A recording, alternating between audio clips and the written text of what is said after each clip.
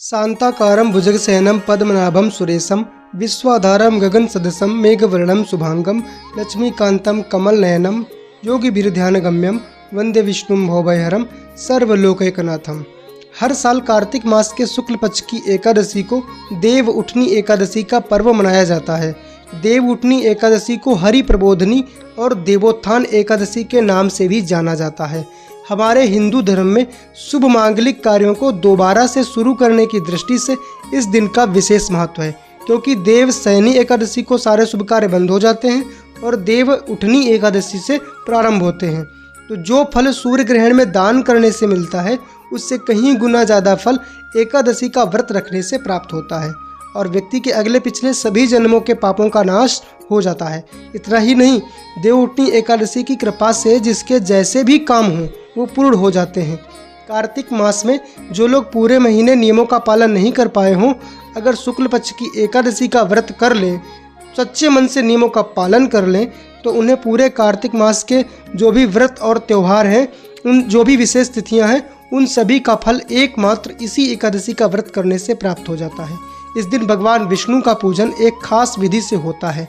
इस दिन शाम के समय भगवान विष्णु को योग निद्रा से जगाया जाता है और उन्हें भोग में मौसमी फल इस समय जो भी आते हैं, जैसे बेर हैं, सिंघाड़े हैं, गन्ना है, मूली है, तो इन सभी फलों का भोग लगाया जाता है और फिर घंटे, घड़ियाल, शंख आदि बजाकर भगवान विष्णु को योग निद्रा से जगाया जाता है।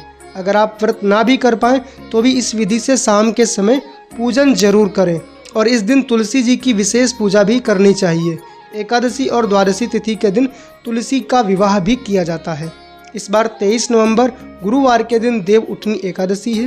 गुरुवार का दिन भगवान विष्णु को बहुत प्रिय है और समर्पित होता है भगवान विष्णु को, इसलिए इस दिन का महत्व और भी अधिक बढ़ जाता है।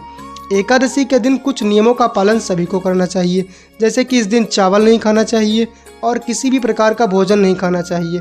इस दिन क्या करना चाहिए, सभी को पानी में थोड़ी सी हल्दी मिला के और फिर उस पानी से स्नान करना चाहिए और भगवान को हल्दी का टीका लगाना चाहिए।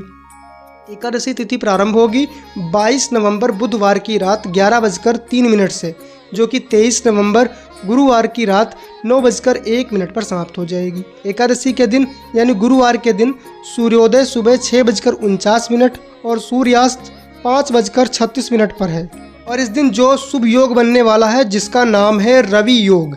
रवि योग का समय प्रातः 6:50 से शाम को 5:16 तक रहेगा। रवि योग में भगवान विष्णु की पूजा करके जो भी मनोकामना पूर्ण करने के लिए विनती की जाती है, वो मनोकामना अवश्य पूर्ण हो जाती है। तो इस दिन रवि योग का विशेष ध्यान रखें और व्रत का पारायण द्वादशी तिथि में किया जाएगा। द्वादशी तिथि प्रारंभ होगी 23 नवंबर गुरुवार की रात 9:03 से और 24 नवंबर शुक्रवार की शाम 7:07 पर समाप्त हो जाएगी।